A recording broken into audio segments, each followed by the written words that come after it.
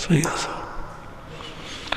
तीखत अयाहिनं त्याहिनं करेमि वंदा नमसामि सत्कारयामि सम्मानयामि मंगलं देव्यं चेयं प्रजवासायमतैव तीखत अयाहिनं त्याहिनं करेमि वंदामि नमसामि कल्याणं मंगलं देव्यं चेयं प्रजवासाय तीखत अयाहिनं त्याहिनं करेमि वंदामि सत्कारयामि सम्मानयामि कल्याणं मंगलं चेयं प्रजवासाय नमो नमो हरिहन्ताणं नमो नमो सिद्धाणं नमो नमो अयर्याणं नमो नमो अजायाणं नमो लोय सवसाहोणं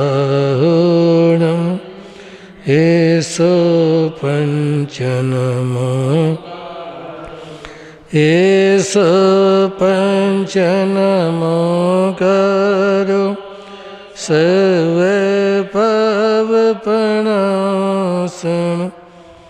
मंगलानं च सर्वेषां पदमं हव मंगलं मंगलानं च सर्वेषां पदमं हवै मंगलम्।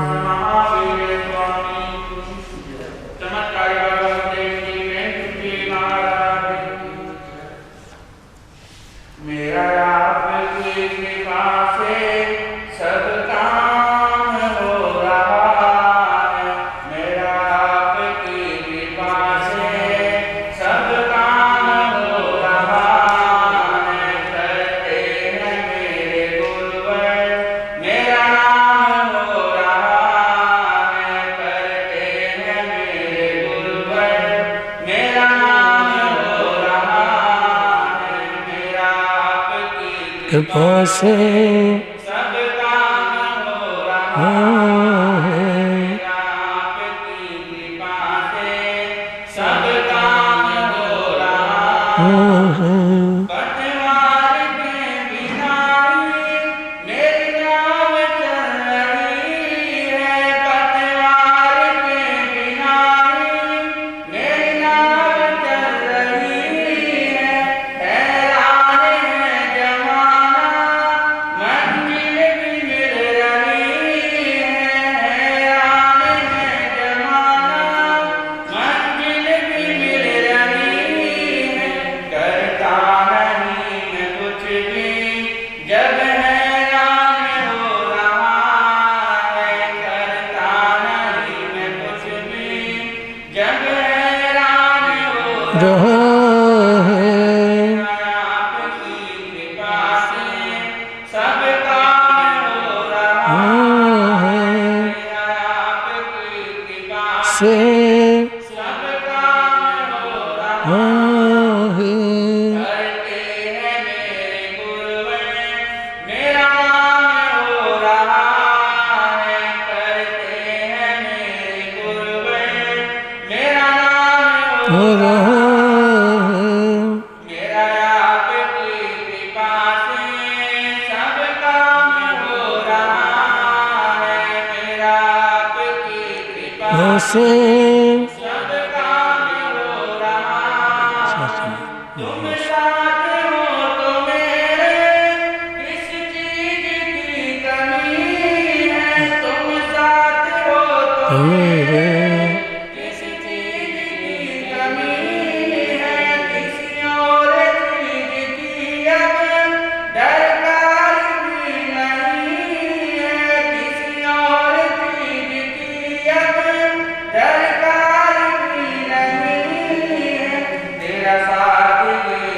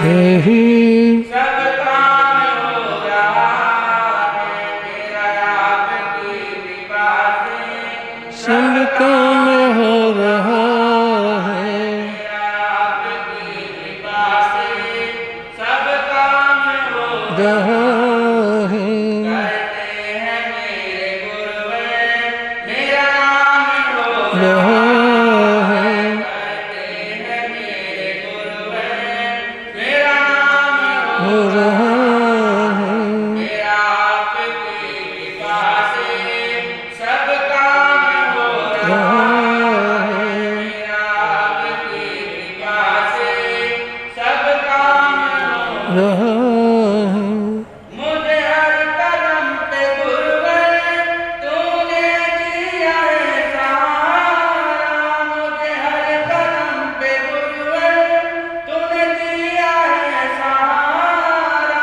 मेरी जिंदगी बदल दी तूने करके एक इशारा मेरी जिंदगी बदल दी तूने करके एक इशारा एहसान पे तेरा ये एहसान हो रहा है एहसान पे तेरा ये एहसान हो रहा है मेरा आपकी कृपा से सब काम हो रहा है मेरा आपकी कृपा से सब काम हो रहा है करते हैं मेरे गुरुवर मेरा नाम हो रहा है करते हैं मेरे गुरुवर मेरा नाम हो रहा है मेरा आपकी कृपा से सब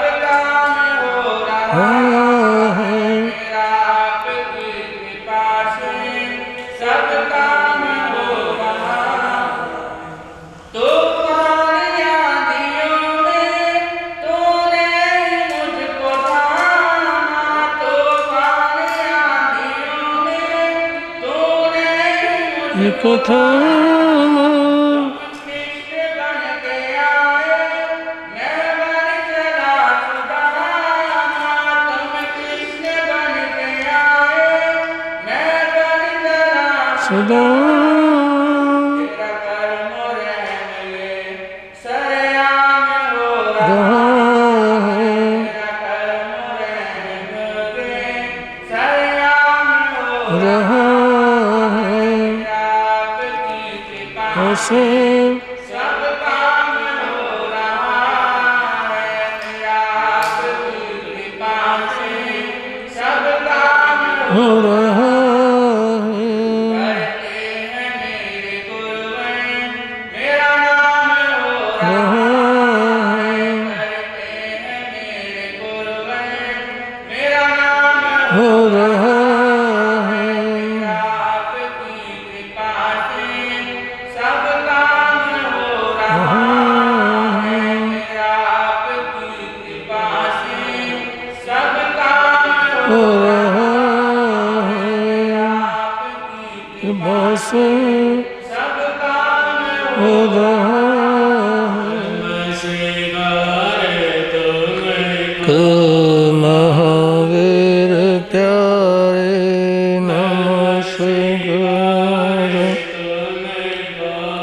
महावीर प्यारे नमस्कार सिद्धार्थ दुलारे नमस्कार सिद्धार्थ दुलारे कर कर जोड़े वंदन नमस्कार करता वंदन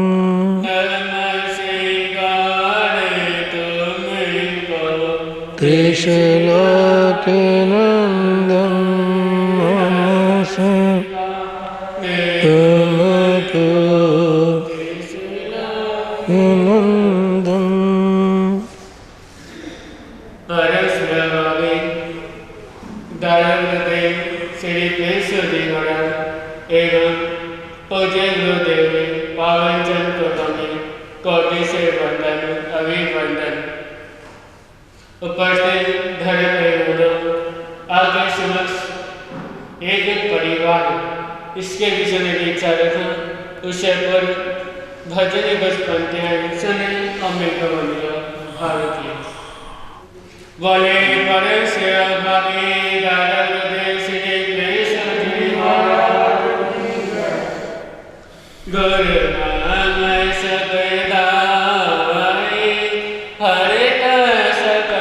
बुराई गुरु नाम सुखदाई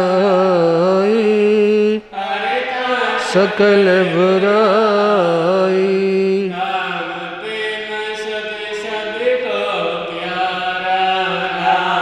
प्रेम सुख सबको प्यारा है निवारा दुख करन पिटारा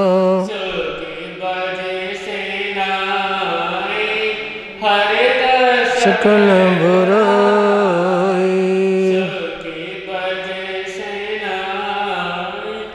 हरता सकल बुराई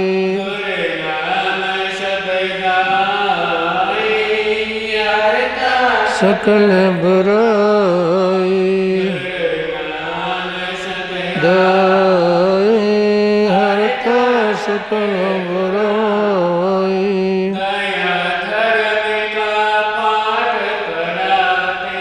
दया धर्म का पाठ पढ़ाते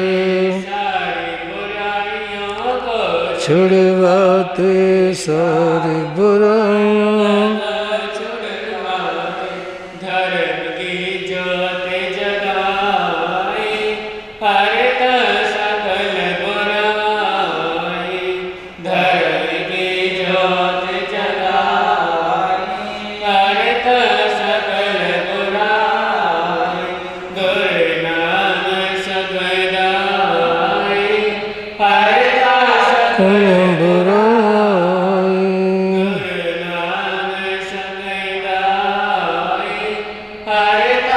सकल बुराई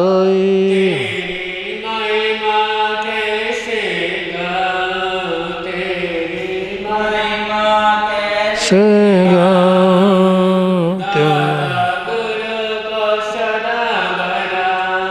दादा गुरु को सदा मना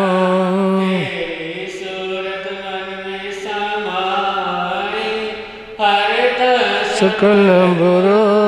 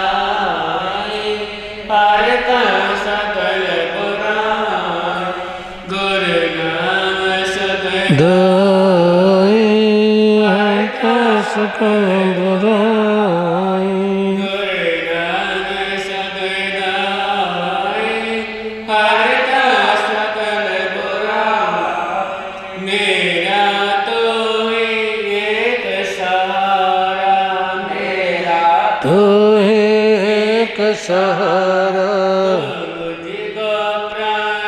से प्यारा तो मुझको प्राणों से प्यारा हटा सकल बुराई हटा सकल बुराई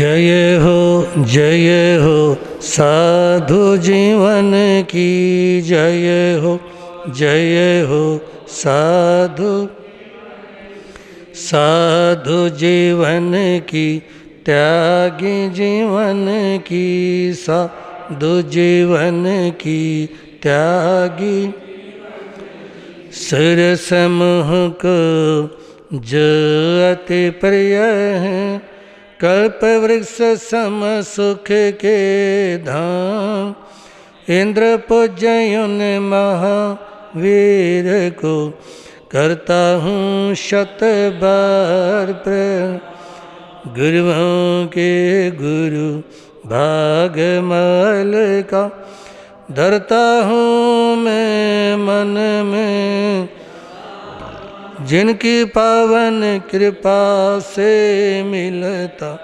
बहुत में नाशक आत्म ज्ञान निर्मल कीर्ति पावन चरित्र उत्तम जिनका साधवा महिमाशाली पर उपकारी उत्तम संयम श्रेष्ठ विचार परम सेवा भावी गुरुवर मेरे थे फकड़ सन्यासी रहे अभय गगन गुंजा दो जय करूं गुरु प्रेम सुख की बोलो जय। परम पूज्य अनंत उपकारी नवजन प्रदाता चमत्कारी बाबा मेरी आस्था के अनंतनाथ आराध्य गुरुदेव श्री प्रेम सुख जी महाराज साहब के पावन पवित्र चरण कमलों में कोटिशय वंदना अभिवंदना। मोक्षाभिलाषी पुण्यवान आत्माओं, आज की धर्म सभा में माँ का अपने पुत्रों को द्वारा दिया गया संदेश निवेदन करने से पूर्व कुछ पंक्तियां हैं, सुने, मिलकर बोलने का भाव रखें। परम सेवा भावी परम पूज्य गुरुदेव चमत्कारी बाबा श्री प्रेम सुख जी बोल चिंतामणि पारसनाथ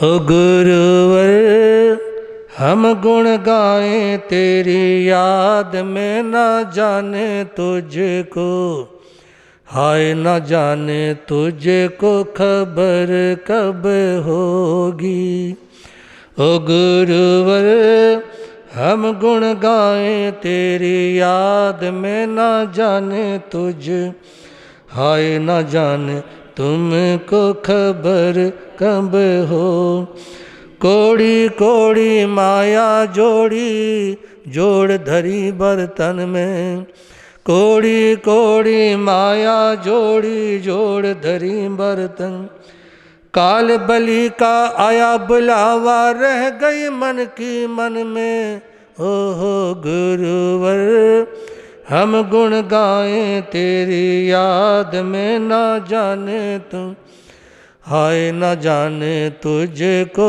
खबर कब होगी कागज की एक नाव बनाई छोड़ी गंगा जल में कागज की एक नाव बनाई छोड़ी धर्मी धर्मी पार उतर गए पापी डूबे जल में ओहो गुरुवर हम गुण गाएं तेरी याद में न जाने तुझ हाय न जाने तुझको खबर कब होगी आम की डाली कोयल काली मैना राजीवन में आम की डाली कोयल काली मैना राजीवन में घर वाली तो घर में राजी साधु संत भजन में ओहो गुरुवर हम गुण गाएं तेरी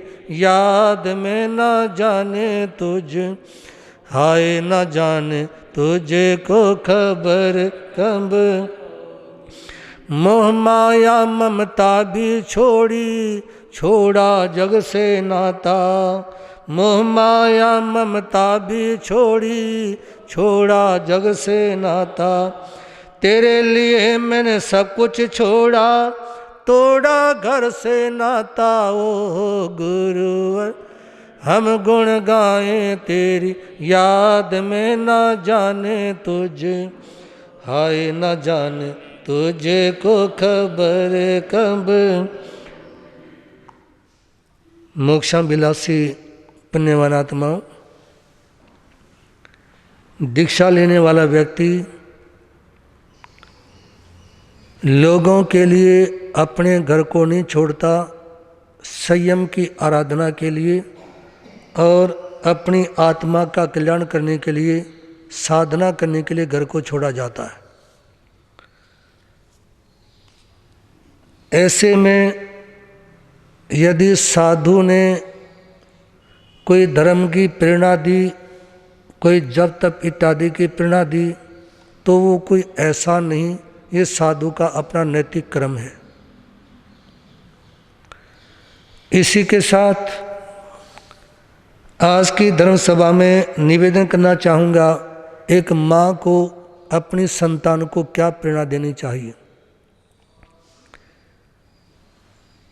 जिस समय भारतवर्ष में कौरवों और पांडवों के बीच में संग्राम चल रहा था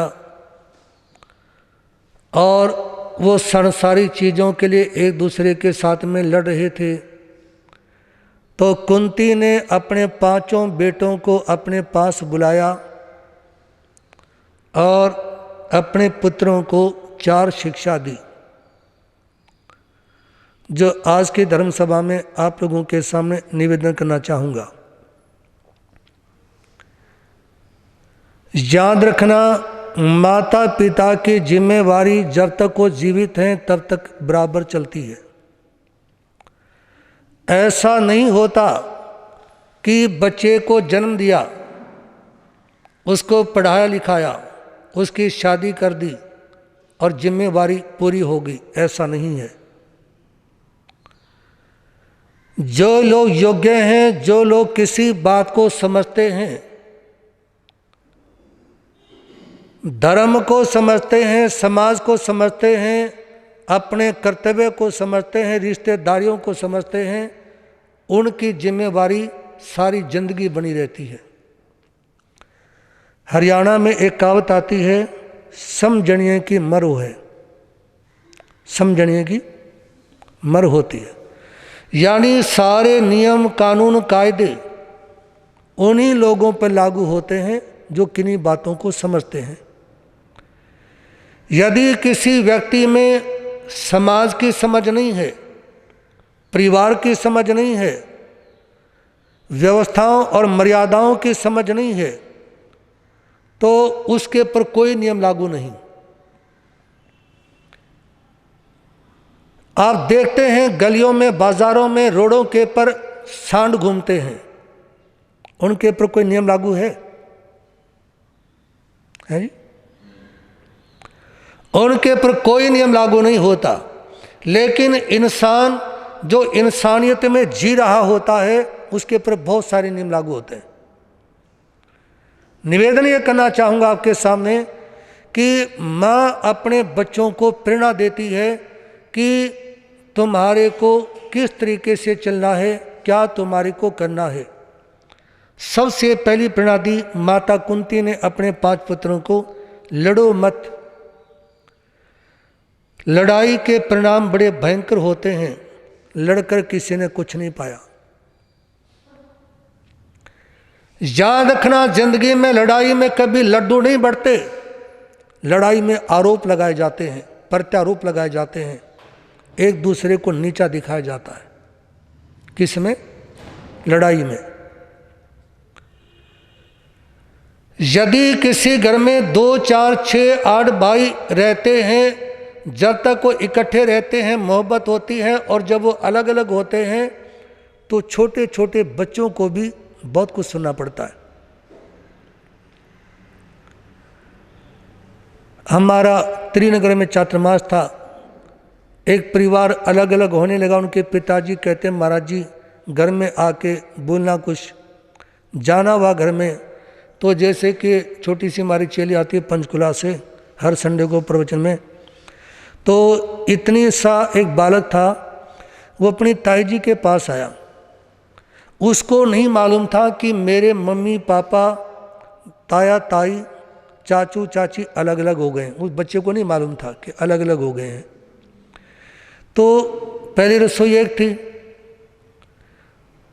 बच्चे भी बहराते थे, बड़े भी बहराते थे। तो अब वो जो बच्चा था उसकी मम्मी की रसोई ऊपर जा चुकी थी, और जैसे उसने देखा कि महाराज जी आए हैं, वो दौड़कर अपनी बड़ी मम्मा के पास में आता है और कहा कि बड़ी माँ मैं भी अपने हाथ से दूंगा। इतना कहते ही बड़ी मम्मा इतना चीख के पड़ी, कहा कि अब ये रसोई तुम्हारी नहीं है, ऊपर जाइए। अब उस 4-5 वर्ष के बच्चे को क्या पता कि इन्होंने ये अलग अलग कब कब हुए हैं।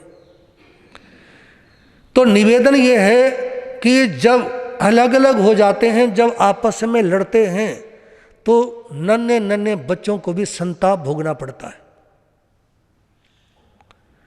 छोटे बच्चों में भी जहर के बीज बो दिए जाते हैं कि तुमने उससे नहीं मिलना, तुमने उसके पास में नहीं जाना, तुमने ऐसा नहीं करना।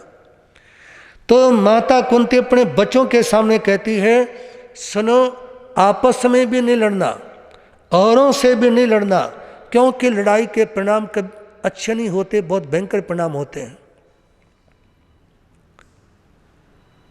गीता में वर्णन आता है, जिस समय 5 पांडव हस्तिनापुर के राजमहलों में वापस गए और उस समय उन राजमहलों को उजड़ा उजड़ा देखा, अपने बुजुर्गों को नहीं देखा, तो अर्जुन अपने चारों भाइयों की तरफ देखता देखता रो पड़ता है और ये कहता है अपने भाइयों के सामने, ऐसे युद्ध का या इन भौतिक वस्तुओं का हमारे को क्या फायदा हुआ जब अपने बुजुर्गों को ही खो दिया है जी। क्योंकि भीष्म पितामह, द्रोणाचार्य इत्यादि उस युद्ध में समाप्त हो चले थे। कहा कि इन राजमहलों में क्या करेंगे, इन भवनों का उपयोग क्या है, जब हमने उन लोगों को खो दिया जिन लोगों ने हमारा पालन पोषण किया, जिन्होंने हमारे को शिक्षा दीक्षा दी, जिन्होंने हमारे लिए बहुत कुछ किया, उन लोगों को ही खो दिया इन चीज़ों के लिए। तो इन राजमहलों में अब मेरा मन अंदर घुसने का नहीं करता। अर्जुन बोलते हैं, इन भवनों में मेरा अंदर प्रवेश करने का मन नहीं करता। और ये बोलते हुए जब अपने अन्य चारों भाइयों को भी प्रेरणा दी कि ये उजड़ गए हैं सारे महल, इन महलों में कुछ नहीं रखा, हीरे मोती हो सकते हैं, पन्ने हो सकते हैं, सोने के जेवर हो सकते हैं, और बहुत कुछ हो सकता है, लेकिन इन भवनों में से इंसानियत खत्म हो चली, अब यह कुछ नहीं है। और उस समय जब अर्जुन ने ये बात कही और उनके भाइयों को भी रोमांच हुआ है ना, सज्जनों आप इतिहास में यदि पढ़ा होगा तो आपने देखा होगा कि उस समय 5 ही पांडव भगवान अष्टमी के चरण शरण में जाकर के दीक्षित हो जाते हैं और अंतिम समय में संथारा लेते हैं और अपनी आत्मा का कल्याण करते हैं। ऐसा जैन रामायण में उल्लेख आता है। तो निवेदन है, लड़ो मत, परस्पर में कोई क्लेश मत करो। चाहे ये बात अपने परिवार के ऊपर ले लो, चाहे बात समाज में ले लो, क्योंकि यदि कहीं पर कुछ लोग मिलते हैं, आपस में बैठते हैं, तो आवाज कमरे से बाहर ना जाए, है जी।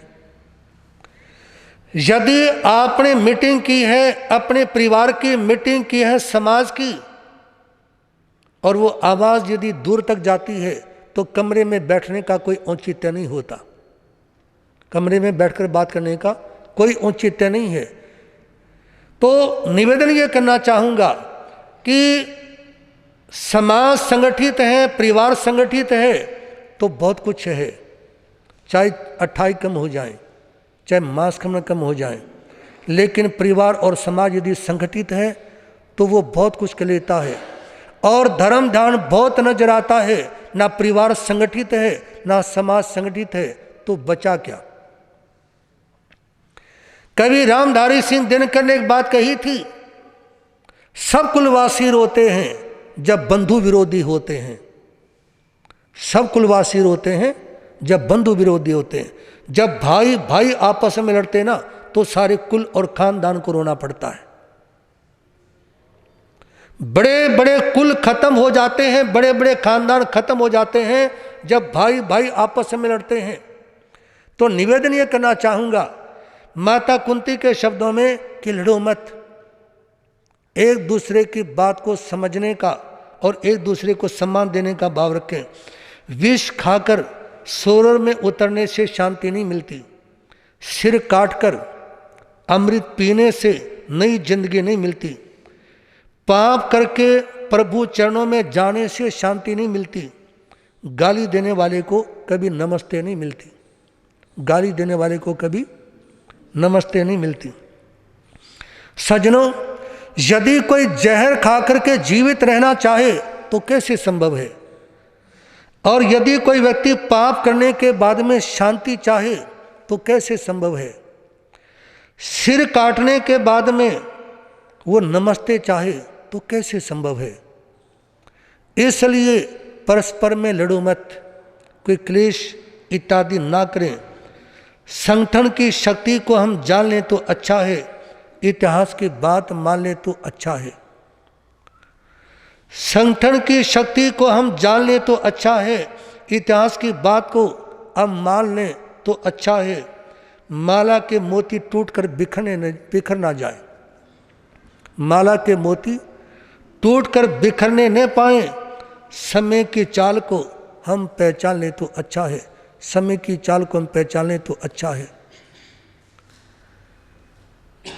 समाज में योग्य व्यक्ति वही हैं जो आज वर्तमान का जीवन जीते हुए आने वाले 20-30 साल का एडवांस सोच करके चलते हैं।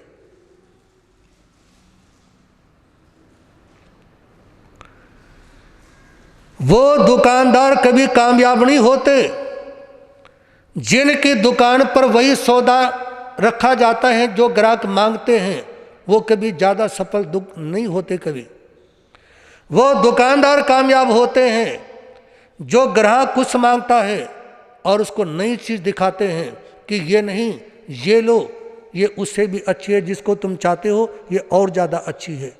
उसमें कमाई भी ज़्यादा होती है, ग्राहक भी खुश रहता है, वो औरों को बोलता है कि यहाँ वैरायटी ज़्यादा है। तो निवेदन ये है कि आपस में प्रेम और प्यार से मिलजुल करके रहें। कहते हैं लड़ते कम मंदिर गुरुद्वारे, लड़ते हैं इंसान रे। स्थानक थोड़ा लड़ती है, मंदिर थोड़ा लड़ते हैं, ये तो स्थानकों में आने वाले लोग लड़ते हैं, मंदिरों में आने वाले लोग लड़ते हैं। और जो लोग लड़ते रहते हैं ना वो धर्मात्मा हैं, आध्यात्मिक नहीं। और चातुर्मास के शुरू से हमारी आप लोगों को प्रेरणा रही है कि आध्यात्मिक बन जाओ, धर्मात्मा मत बनो। धर्मात्मा उन लोगों को बोलते हैं जो धर्म स्थानों में आकर के लड़ाई झगड़ा करते हैं, जो सामान्य सामान्य बातों को लेकर के आपस में क्लेश करते रहते हैं। वो लोग कौन हैं? धर्मात्मा, जिन्होंने धर्म का सारा ठेका अपने सिर पर ले रखा है। उन लोगों का काम की लड़ाई और झगड़ा करना होता है। और जो आध्यात्मिक लोग हैं वो शांति के लिए आते हैं।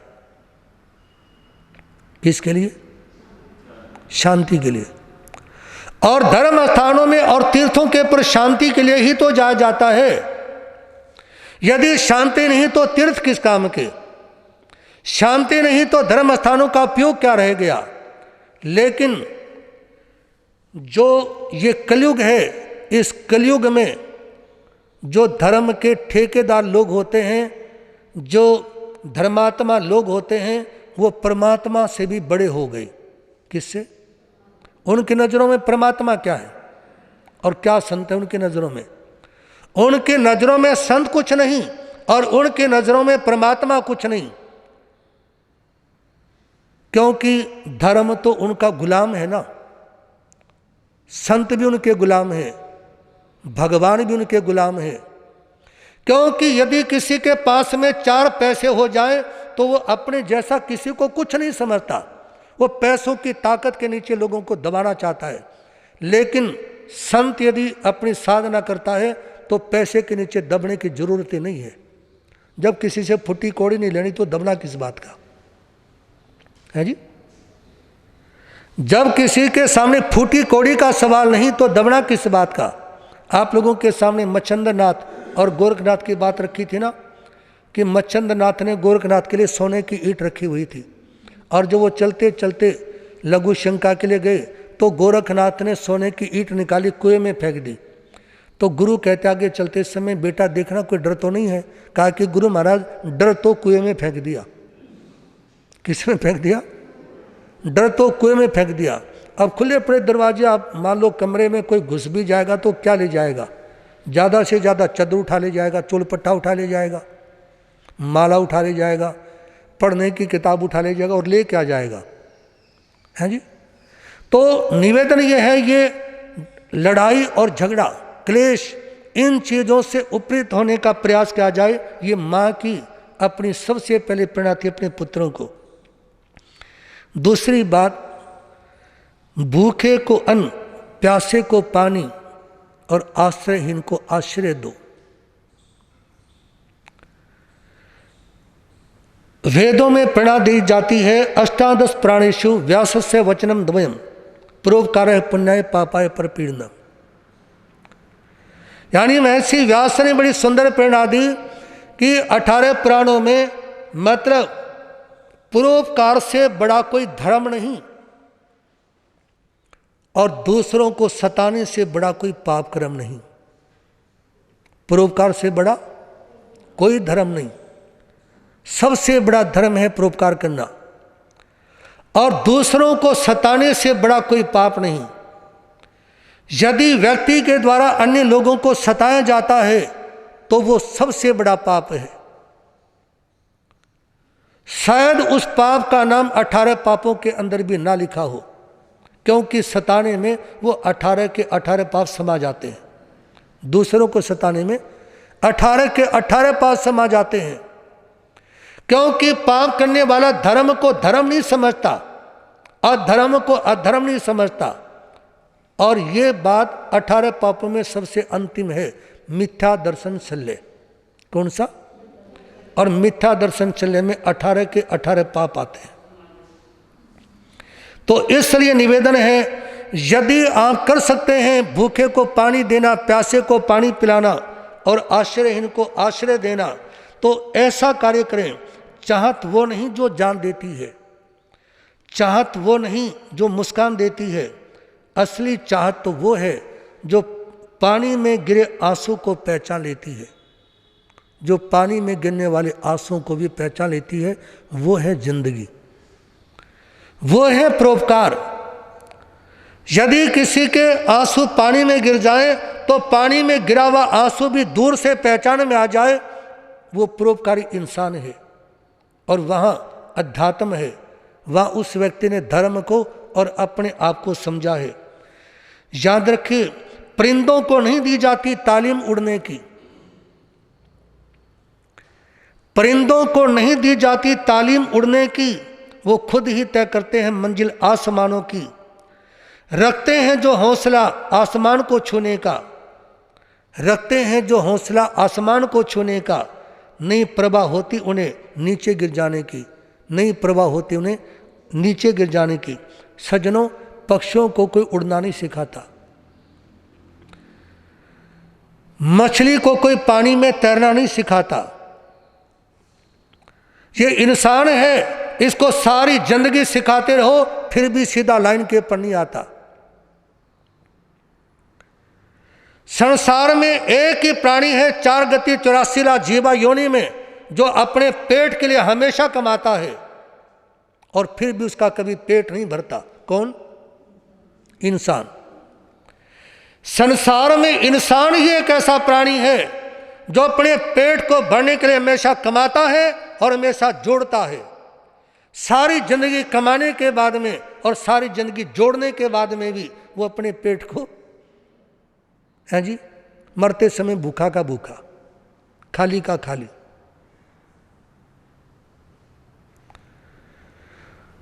अन्य जो प्राणी हैं, जो पक्षी हैं, उनको कोई उड़ना नहीं सिखाता, मछली को तैरना नहीं सिखाता, लेकिन मछली कभी पानी में डूबती नहीं और पक्षी कभी धड़ाम से, आपने आज तक किसी पक्षी को ऊपर से मरकर नीचे गिरते देखा है? जितने बैठे हो बता दो जी। लेकिन इंसान को पैदा होते ही उसको चलने का सिखाया जाता है, खड़ा होने का सिखाया जाता है, बहुत प्रयास किए जाते हैं, लेकिन आंखों में जोत होती है, उसके बाद भी लोग ठोकर खा करके गिरते रहते हैं। शरीर से भी गिरते रहते हैं, विचारों से भी गिरते रहते हैं। शरीर से गिर जाए तो आसपास के लोग उठा भी देंगे, लेकिन यदि विचारों से गिर गए तो उसको उठाने वाला नहीं कोई हरगिज किसी को गिराता, नहीं कोई हरगिज किसी को उठाता।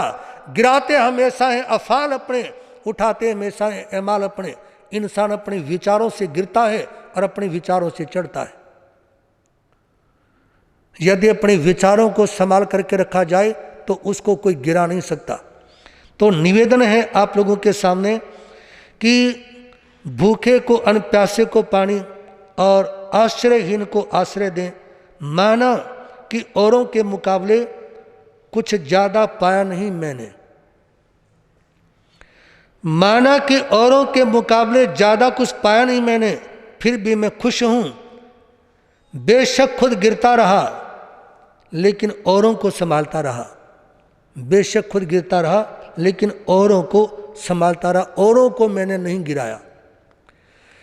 यदि खुद गिर गए, संभल गए तो ठीक है, लेकिन आपने दी जिंदगी में औरों को गिराया नहीं ना, तो आप स्वयं भी खड़े हो सकते हो और औरों को नहीं गिराने वाला औरों के भी काम आता है। तो इसलिए निवेदन करना चाहूँगा, आपको इंसान का जन्म मिला है तो औरों के काम आने का भाव रखें। तीसरी बात, अपराधी को दंड दो और विरोधी को क्षमा, वो भी आज ही कर दें। आज से मतलब आज के दिन से मत जोड़ के चला इस दिन को, क्योंकि मैं आप लोगों के सामने चातुर्मास के अंतिम दिन के बारे में नहीं बोल रहा, ठीक है ना। मैं जो रूटीन की संदेश है वो आपके सामने दे रहा हूँ। तो निवेदन है कि अपराधी को दंड दो। वर्तमान में जैन समाज की विचित्र स्थिति होती जा रही है। चारों तरफ किसी भी प्रांत में चले जाएं, क्यों? क्योंकि वर्तमान समय में जैन समाज में उन लोगों का अकाल पड़ चुका है जो सच को सच नहीं कह सकते और झूठ को झूठ नहीं कह सकते। उन लोगों का जैन समाज में अकाल पड़ चुका है। न जाने वो लोग कहाँ चले गए जो सच को सच कहते थे और झूठ को झूठ कहते थे, जो न्याय को न्याय बोलते थे और अन्याय को अन्याय बोलते थे। वो बात कहने वाले आज जैन समाज में नहीं रहे। इसलिए जैन समाज जो पंथ 50 साल पहले चले, उन पंथों की चर्चा समाचार पत्रों में रोजाना होती है। उनके अखबारों में बड़े बड़े लेख और समाचार आते हैं। और जो धर्म इस सृष्टि का सबसे पहला और सबसे प्राचीन धर्म है, उसकी चर्चाएं तक नहीं होती।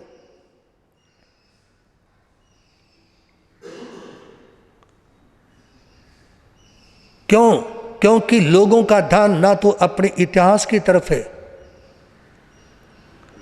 और ना समाज के भविष्य की तरफ है। आजकल चाहे कोई समाज ले लें, चाहे कोई कॉन्फ्रेंस इत्यादि ले लें, चाहे समय हरियाणा कॉन्फ्रेंस है, दिल्ली कॉन्फ्रेंस है, ऑल इंडिया कॉन्फ्रेंस है, सिवाय अपने फोटो खिंचवाने के,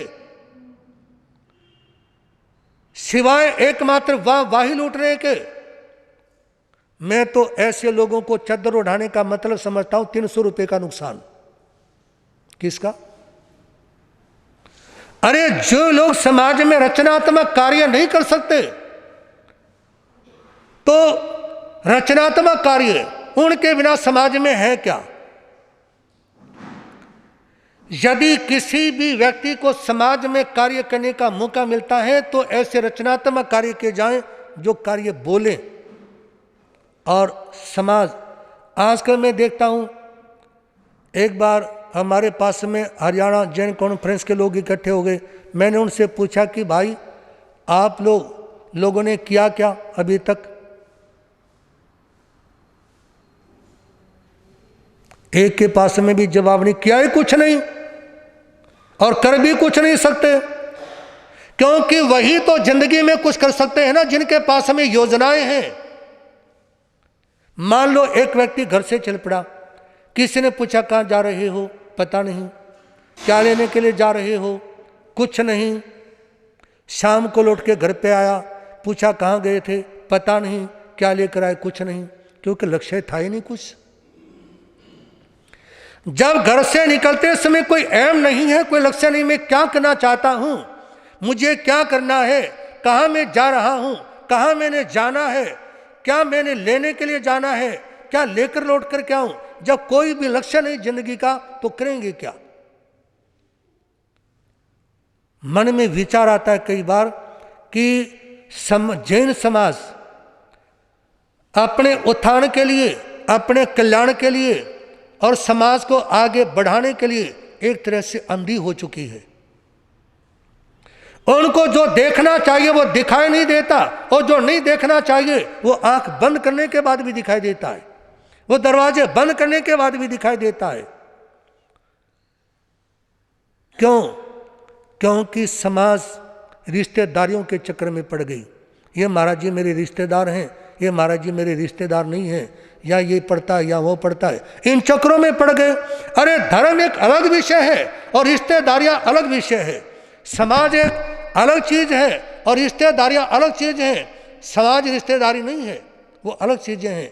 धर्म एक अलग चीज है। तो निवेदन करना चाहूंगा, आप धर्म को धर्म समझ के चलो, रिश्तेदारियों में मत पड़ो। यदि रिश्तेदारियों के चक्कर में पड़ोगे ना तो रास्तों में ही भटकते रहोगे।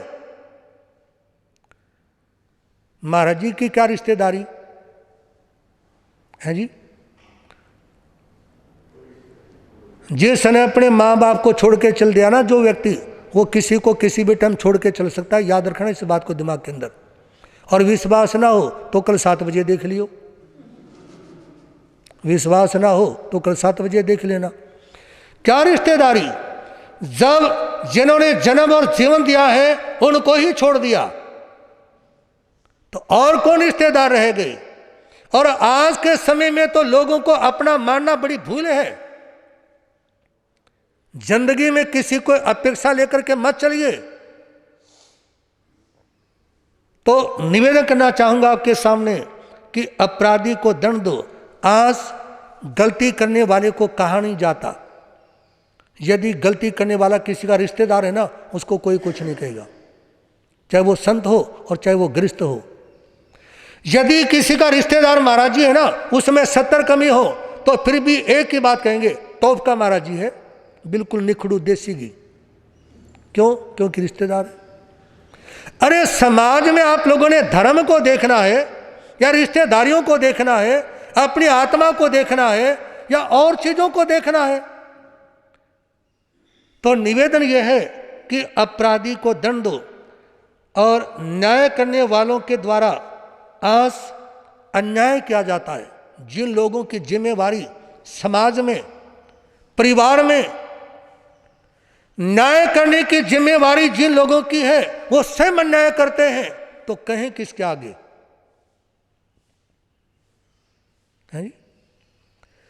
जिन लोगों से न्याय की उम्मीद हो और वो अन्याय करें तो कहें किसके आगे?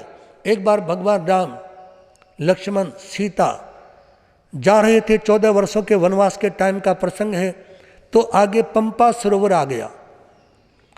तो लक्ष्मण ने कहा कि भाई गर्मी है, हाल बेहाल हो रखा है, स्नान करना चाहता हूँ। तो राम ने कहा कि कोई बात नहीं।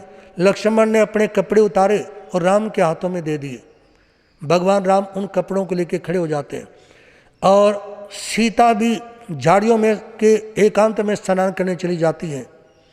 तो जब देखा भगवान राम ने कि लक्ष्मण तो गोते पे गोते मारते जा रहे हैं और ये भूल ही गया कि क्या पता कितनी देर गोते मारता रहेगा, तो भगवान राम ने अपना तीर जमीन में गाड़ा, अपने और लक्ष्मण के कपड़े टांगे और फटाफट ना के वापस आ गया।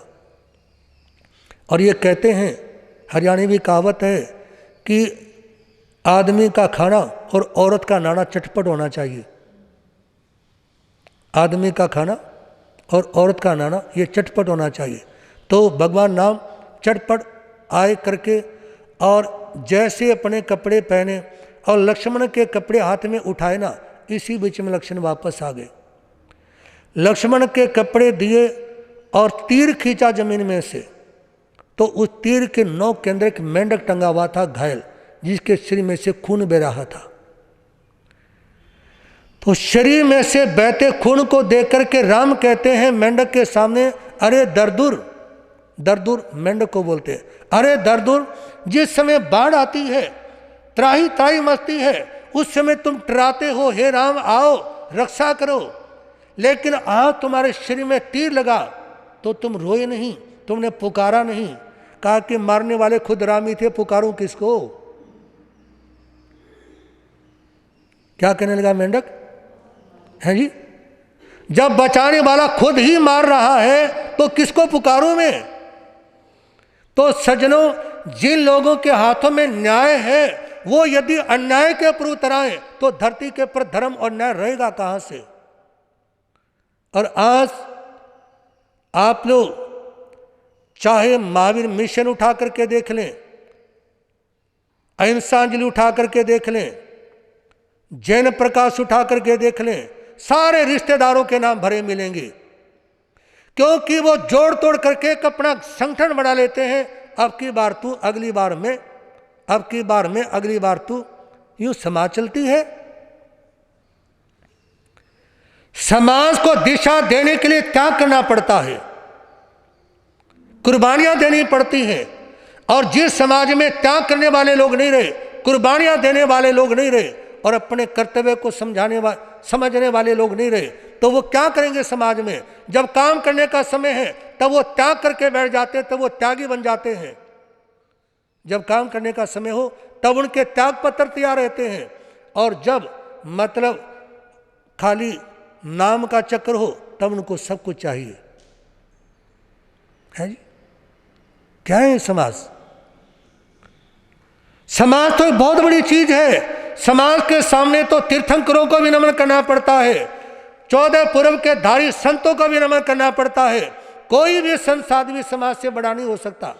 लेकिन समाज का मतलब केवल शराब का नहीं होता, 4 आदमियों को समाज नहीं बोल देते।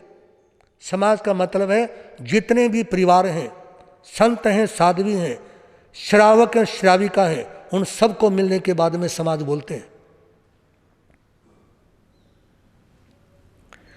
यदि 4 आदमी कहीं पर खड़े हो जाएं और वो कहें कि हम समाज हैं, तो समाज नहीं है। समाज में तो चतुर्विध संघ ही कोई तो समाज बोलते हैं ना। साधु साध्वी, श्रावक श्राविका, इसको तीर्थ भी बोलते हैं, इसको संघ भी बोलते हैं, इसको समाज भी बोलते हैं। और जब तीर्थंकर भगवान दीक्षा लेते हैं तो उस समय वो 2 शब्द बोलते हैं। कौन कौन से? नमो सिद्धस और नमो संघस। इन 2 पदों को नमस्कार करते हुए तीर्थंकर बनने वाली आत्मा दीक्षा लेती है। नमो संघस और नमो सिद्धानम।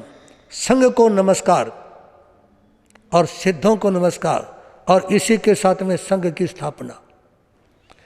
तो निवेदन है, अपराधी को दंड दो, बिना गम खुशी का पता कैसे चलेगा, बिना रोए हंसी का मजा कैसा चलेगा। बिना गम खुशी का पता कैसे चलेगा, बिना रोए हंसी का मजा कैसे मिलेगा। वो जो भी करता है उसे ही पता होगा, वो जो भी करता है उसे ही पता होगा। उसे इंसान जान गया तो भगवान कौन कहेगा, उसे इंसान जान गया तो भगवान कौन कहेगा। सज्जनों, अपने नैतिक कर्तव्य को समझने का भाव रखेंगे। और चौथी बात, पीड़ित को न्याय दो। संक्षेप में अपनी बातें निवेदन कर रहा हूँ आपके सामने, क्योंकि आज और भी कुछ भाई बहनों के बोलने के भाव होंगे, और हमारा तो 10 बजे कोशिश रहेगी अपने कार्यक्रम को पूरा कर दें। चौथी बात, पीड़ित को न्याय दो। यदि आपके पास में कोई पीड़ित व्यक्ति आता है तो उसको न्याय दो। जैसे भगवान शांतिनाथ जब दीक्षित नहीं हुए थे, उनके पास में कबूतर आ गया है जी, जिसके पीछे बाज पड़ा हुआ था देव के, और वो एक तरह से दैविक शक्तियां थी। उस समय उन्होंने उनकी रक्षा करने के लिए बैठ गए, और जो आने वाला जो देव था, जो बाज के रूप में था, वो कहता मुझे मेरा भोजन दो, मुझे मेरा भोजन दो। और उस समय भगवान शांतिनाथ जो साधु नहीं बने थे उस समय, उन्होंने कहा कि बोलो तुम्हारे को क्या चाहिए। कहा कि मैं इस कबूतर का मांस खाना चाहता हूँ। कहा कि ये तो मेरी शरण में आया है, इसको तो मैं नहीं दे सकता। कहा कि यदि आपको मांस चाहिए तो मैं अपने शरीर का मांस उतार के दे देता हूँ। और उस समय उन्होंने अपनी जंघाओं से मांस उतार करके भेंट कर दिया। ये क्या था? पीड़ित को न्याय देना है जी। पीड़ित व्यक्ति की जगह अपनी कुर्बानी व्यक्ति दे देता है कि तुम्हारे को कष्ट नहीं होगा, मैं तुम्हारे को कोई पीड़ा नहीं दूंगा, लेकिन खुद मैं सभी पीड़ाओं को सहन करने के लिए तैयार हूं। तो पीड़ित को न्याय दो। और सज्जनों, न्याय ना मिले तो प्रभु के चरणों में झुक जाओ या गुरु के चरणों में झुक जाओ। जो हो गया उसे सोचा नहीं करते, जो हो गया उसे सोचा नहीं करते, जो मिल गया उसे खोया नहीं करते। जो हो गया उसे सोचा नहीं करते, जो मिल गया उसे खोया नहीं करते। हासिल उन्हें होती है सफलता, हासिल उन्हें होती है सफलता, जो वक्त ए हालात को रोया नहीं करते, जो वक्त ए हालात को रोया नहीं करते। जिस समय जो हो जाए वो ठीक होता है। रखो हौसला, वो मंजर भी आएगा। रखो हौसला, वो मंजर भी आएगा। प्यासे के प्यास चलकर समंदर भी आएगा। थक कर न बैठ ए मंजिल के राही, मंजिल भी मिलेगी और आनंद भी आएगा। मंजिल भी मिलेगी और आनंद भी आएगा। ये 4 बातें संक्षेप में आप लोगों के सामने रखी। इसी के साथ आज चातुर्मास का अंतिम दिन है, और कल हमारा यहाँ से 7 बजे सूखे समाधि दरवे चित्रकाल भाव को देखते हुए यहाँ से हमारा विहार है। 4-5 वर्षों से चंडीगढ़ के भाई बीच बीच में जाते थे, संघ स्तर के पर भी विनती इत्यादि करते रहे, और उन विनतियों को, उन भावनाओं को देखते हुए यहाँ पर चातुर्मास दिया गया। और जिस समय हम यहाँ चातुर्मास के लिए आए, वैसे तो लॉकडाउन के कारण बीच में कालावारी संघ, रोड़ी संघ और सबसे ज़्यादा हिसार का संघ बहुत ज़्यादा जोर देता रहा चातुर्मास के अंदर। क्योंकि जिस समय हमारा वहाँ होली चातुर्मास था तो सेक्टर 14 के स्थानक के लिए वहाँ पर 10 मिनट में लगभग 65 लाख रुपए इकट्ठे हो गए, और उनका भाव बना कि चातुर्मास हमारे को मिल जाए तो चातुर्मास में सारा काम कंप्लीट हो जाएगा। और एक भाई ने अपनी 1000 गज की कोठी भी खाली कर दी थी कि यहाँ पर महाराज जी चातुर्मास करें, लेकिन हमने यहाँ चातुर्मास माना हुआ था और इसलिए इस ओर चले आए चंडीगढ़ की तरफ। और जिस समय इस ओर आए तो पंचकुला पहुँचने के बाद में, इधर आने के बाद में, हमारा एक छोटा सा चेला है सचिन जैन सीए, तो वो विहार के दौरान और चंडीगढ़ आते समय और गौरव एडवोकेट सेक्टर 28 में उनके यहाँ पर गए भी थे हम, गौरव गोयल या ऐसा कुछ लिखते हैं एडवोकेट, तो हमारे साथ रहे और यहाँ आपके स्थानक में पहुँच गए। यहाँ पहुँचने के साथ ही उन दिनों में ये कोरोना इत्यादि का रोग तो बढ़ता जा ही रहा था, तो उस दौरान कुछ ये भी रहा कि गोचरी जाएं ना जाएं, क्या रहे क्या ना करें क्या करें। तो उस समय भाई सुभाष जी ने अपने ओर से बड़ी सेवा का लाभ लिया सेक्टर 8, और इसी के साथ में चातुर्मास काल में भाई प्रवीण जी जो सेक्टर 8 में रहते हैं, वो हमारे साथ में घरों में बराबर प्रेरणा देने के लिए जाते रहे।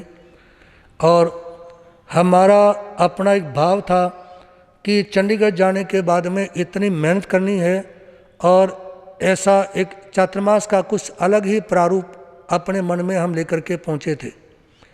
लेकिन कोरोना इत्यादि महामारी वो तो किसी के बस की बात नहीं, उस समय ना कोई संत कुछ कर सकते हैं ना समाज कुछ कर सकती है। तो उससे इस बीमारी से न केवल चंडीगढ़ अपितु सारा देश ही प्रभावित रहा, और हर साधु साध्वी के चातुर्मास इससे प्रभावित रहे। यानी जिस तरीके से धर्म ध्यान होता था वो किन्हीं भी क्षेत्रों में उस हिसाब से नहीं चला। इस समय किसी के कोई बस की बात नहीं। और इसी के साथ में यहाँ प्रारंभ में ड्यूटी देने में चातुर्मास के लगभग पौने चातुर्मास और 4 महीने तक साधुराम जी नीचे व्यवस्था देखते रहे। और जिस समय प्रवचन इत्यादि का कार्यक्रम बंद हुआ तो उसके बाद में हालांकि जाप चला, जब आए तब बंद था, क्योंकि उस समय तो बैठा ही था चातुर्मास में। तो सुभाष जी ने और सुकेश जैन ने और निर्मल जैन ने, इन्होंने मेरे सामने आके कहा कि महाराज जी जाप शुरू कर लें। हमारा भाव था ही, तो उस समय जाप शुरू हो गया, लेकिन किन्हीं कारणों से वो सुंदर तरीके से चलता हुआ जाप बंद हो गया। तो उसके पीछे कारण मैं तो कोरोना को ही कहना चाहूँगा और कुछ ना कह के। तो वो जाप सुंदर तरीके से चला था, लेकिन वो बंद हो गया। और इसके बाद में वो घरों पे कुछ लोग कहते जी घरों में चलेगा जाप। हमने तो अपने मन में सोचा कि चल रहा है, वो चला हो या नहीं चला हो, ठीक है ना। एक बार हम दिल्ली में पंजाबी बाग में थे, तो मैंने वहाँ के प्रधान जी को खड़ा किया यानी प्रवचन में, और कहा कि भाई आप देखो आपका परिवार आया है। तो प्रधान जी मदन लाल जैन कहने के महाराज जी आज सारे अपने मामा के गए हुए हैं। किसके? तो उसके बाद मैंने तो जिंदगी का एक सूत्र बना लिया, जो आए हुए हैं वो ठीक है, जो नहीं आए हुए हैं ना, मैं तो सोचता अपने मामा के गए हुए हैं। जो आ गए वो ठीक है, और जो नहीं आए वो कहाँ गए हुए हैं, अपने मामा के गए हुए हैं, ठीक है ना। क्योंकि अपने मन को समझाना है, और मन दा की समझाना ऐथों पट के उथों लावना। मुल्ला नसरुद्दीन अपनी घरवाली को कहने लगा कि आज पनीर की सब्जी बना लियो, हजमे के लिए ठीक रहती है।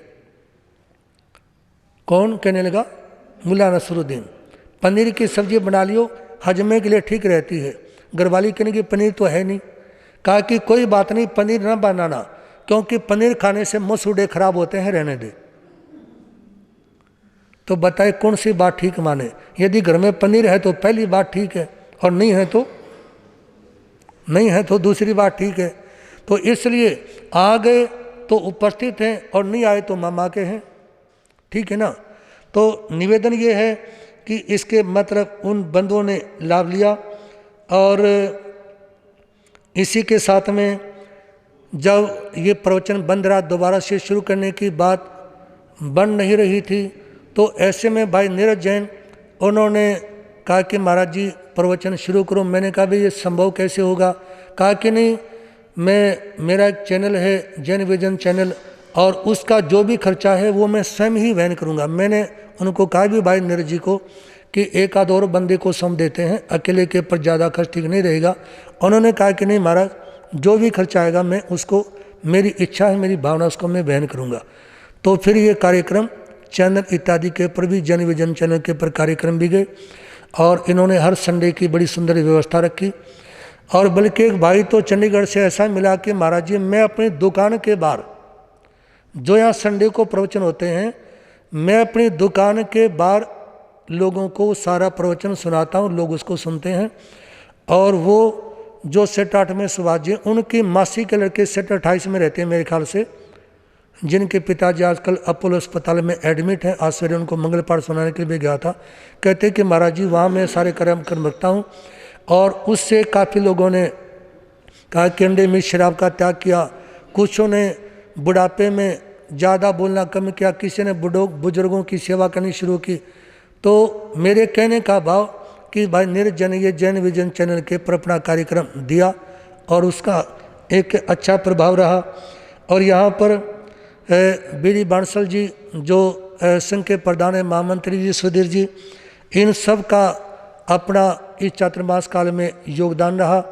और इसी के साथ में बाद में जब समाज के पहले वरिष्ठ श्रावक रहे, अध्यक्ष भी रहे श्री पवन कुमार जी जैन, इन्होंने आना शुरू किया तो मेरे को लगा कि अब चातुर्मास के अंतिम दिन तक प्रवचन चलता रहेगा, क्योंकि ये नियमित आने वाले श्रावक है बिन नागा के, और वो भी टाइम पर, बिन नागा के और वो भी टाइम पर आने वाले श्रावक हैं। तो मेरे मन में ये बात आई कि यदि इनका स्वास्थ्य पूरी तरह ठीक होता तो चातुर्मास में और ज़्यादा हमारे को भी लाभ मिलता, इनको भी लाभ मिलता और लोगों को भी लाभ मिलता। क्योंकि जो व्यक्ति समय के पाबंद हैं और कर्मठ हों कार्य करने में, तो उससे समाज और ज़्यादा आगे बढ़ती है। और वैसे पूरी समाज ने जिसको जैसा योग मिला, जिसको जैसा बन पड़ा, सभी ने अपना अपना योगदान दिया। हमारी मेरी और से मैं समाज के सभी भाइयों से, सभी परिवारों से, मैं अपने ओर से भी, और मैं अपने तीनों संत महादेव मुनि, प्रशांत मुनि, सहदेव मुनि, इनकी तरफ से भी, और हमारे सहयोगी हैं शिव कुमार, उसकी तरफ से भी, हमारा जो पूरा स्टाफ है उसकी तरफ से सभी भाई बहनों से हार्दिक हार्दिक क्षमा याचना। हमारे से कोई भी त्रुटि हुई हो, किसी के दिल को ठेस पहुंची हो, तो हार्दिक क्षमा याचना है। हमारे को किसी से कोई शिकायत नहीं, तुम्हारे को तो नहीं, किसी से कोई शिकायत नहीं है। मेरे को अपने ओर से, और मैं अपने साथी संतों को भी यही बात बोलता भाई, ये तो नदी नाव संयोग है। क्या है? नदी नाव संयोग है। संतों का काम विचरना है, तो कभी कहीं पर कभी कहीं पर। तो इसलिए किसी भी व्यक्ति से, किसी भी भाई बहन से हमारी कोई नाराज़गी नहीं, चाहे मतलब कार्यकारिणी के व्यक्ति हैं, चाहे बिना कार्यकारिणी के व्यक्ति हैं, चाहे चातुर्मास में कोई आया या नहीं आया, या मतलब किसी भी भाई बहन से हमारी अपनी कोई नाराज़गी नहीं, किसी से कोई शिकायत नहीं। और सभी का हार्दिक हार्दिक साधुवाद है। आप लोगों ने जिससे जितना बन पड़ा, आप लोगों ने अपनी ओर से पूरा प्रयास किया। बाकी जैसी जैसी फरसना रही, क्योंकि उस फरसना के हिसाब से सारे सिस्टम चलते हैं। तो पुनः निवेदन कि आप सभी भाई बहनों से हार्दिक क्षमा याचना, और हमारे को आप लोगों से किसी से भी कोई शिकायत नहीं, और ना किसी से कोई नाराज़गी, ना किसी परिवार से और ना किसी व्यक्ति से। और चातुर्मास काल में पंचकुला से भाई विनोद जी और भाई गुलाब जी भी यहाँ पर बराबर आकर के लाभ लेते रहे। और ये नहीं कि मान लो चंडीगढ़ आए हैं, हम कहीं पर भी हों तो भी भाई गुलाब जी हर महीना हमारे पास पहुँचते हैं। और विनोद जी स्वयं तो बाहर तो नहीं आते, लेकिन इनका बेटा, पत्नी और पुत्र वधू इत्यादि बाहर भी हमारे पास आते रहे। विनोद जी और इनका पूरा परिवार बड़ी गहरी श्रद्धा रखता है, क्योंकि इनका कार्य ऐसा है कि उसको एक दिन भी छोड़ा नहीं जा सकता। तो उस हिसाब से पूरा परिवार बराबर यहाँ भी लाभ लेते रहे। दिन में भी लगभग हर सप्ताह 2 बार 3 बार, कभी रात में कभी दिन में आना जाना। तो सभी का हार्दिक हार्दिक साधुवाद है। और चंडीगढ़ की बाउंड्री से बाहर से भाई रोहित जैन, और इसी के साथ में एक और लड़का जो उधर रहते हैं शुभम जी, और एक शुभम हमारा चेला पंचकुला से, ये सब भी बराबर यहाँ पर लाभ लेते रहे। और इनकी तरफ से एक पुस्तक भी प्रकाशित हुई। और इसी के साथ में सेट 8 में रहने वाले महेंद्र जैन, और साथ में वो मतलब दिलीप जी की बेटी, क्या नाम है, बहन कमलेश जैन, उन्होंने भी बड़ा लाभ लिया। और हमारे को तो इस लॉकडाउन में बड़ा फ़ायदा हुआ। मैं तो ये सोचता रहा कि वे लोग ना आए तो ज़्यादा ठीक है ना। ना आने से, लोगों के ना आने से हमारा ज़्यादा फायदा था, क्योंकि यहाँ पर 4 पुस्तकों के प्रकाशन का कार्य हुआ, जिसमें जागो तो सवेरा, जीवो और जीने दो आत्म ध्यान, मोक्ष क्या है और अभाव में संभाव। उनमें 3 पुस्तकें मतलब आ चुकी हैं, और जो भाई रोजाना प्रवचन में आने वाले थे उनको वो दी भी गई है, और एक पुस्तक 10-12 दिन में प्रकाशित होकर और आ जाएगी। तो मेरे कहने का भाव के लिए इतना सा है कि लोगों के ना आने का हमारे को और ज़्यादा फायदा हुआ। हार्दिक हार्दिक साधुवाद है। प्रतिदिन के जाने वाले प्रत्याख्यानों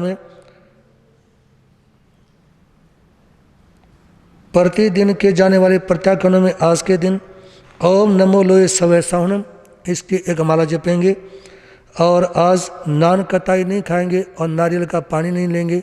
नान कताई और नारियल के पानी का त्याग दे गुरुधर्म की साक्षी से मन के दाना के अनुसार अपान बहुत श्रेय। उस प्यारे महावीर का लो नाम साथियों, उस प्यारे आनंद में जीवो और जीने दो साथियों, आनंद में जीवो। मैं सुशीला जन की भावना थी कि महाराज जी 2 लाइन और बोली जाएं। मेरी लग गई बैरण आँख, हेरी आँख, मेरे सतगुरु फूल बखेर गए। मेरी लग गई बैरण आँख, हेरी आँख, मेरे सतगुरु फूल। जब मेरे सतगुरु घर पर आए, सबको मंगल पाठ सुनाए। मारे सोते जागे भाग, हेरी भाग, मेरे सतगुरु फूल बखेर गए। मारे सोते जागे हेरी भाग, मेरे सतगुरु फूल बखेर।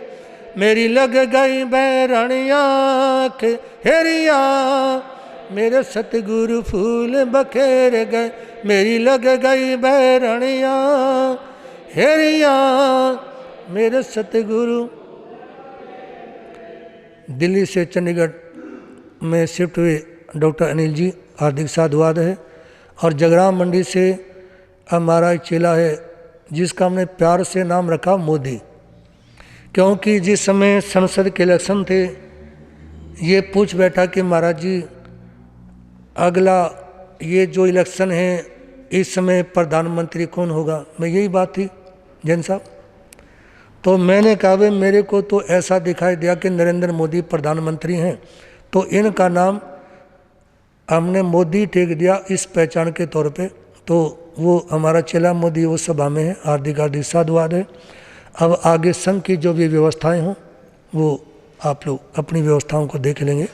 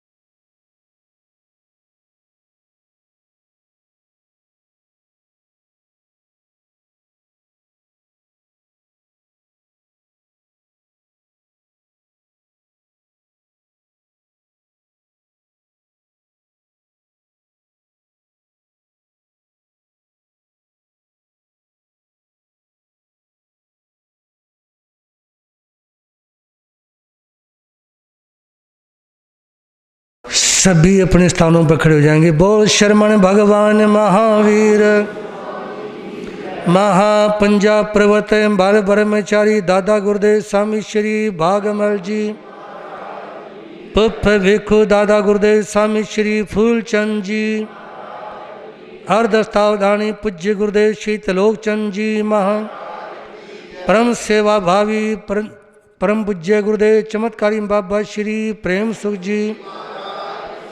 बोलिए श्री जैन धर्म की पंच परमेष्ठी नवकार मंत्र भगवान की। भगवान महावीर स्वामी का संदेश। श्री चतारी मंगलम मरिहंता मंगलम सिद्धा मंगलम साहू मंगलम केली पंतो धम्म मंगलम चतारीलोत्तमा रिंदालोत्तमा सिद्धालोत्तमा सलोत्तमा केली पंतो धम्मलोत्तमा चतारी शरणं भोज्यामि रन्ते शरणं भोज्यामि सिद्धे शरणं भोज्यामि साहु शरणं भोज्यामि केवली प्रणतो धम्मो शरणं भोज्यामि रंतो का शरणा सिद्धों का शरणा साधुओं का शरणा दया धर्म का शरणा। ये चार शरण दुख हरण और न शरणा कोई होगा। जो भव प्राणी करे आचरण उस हजर अमर पद होगा। उस गली होगा।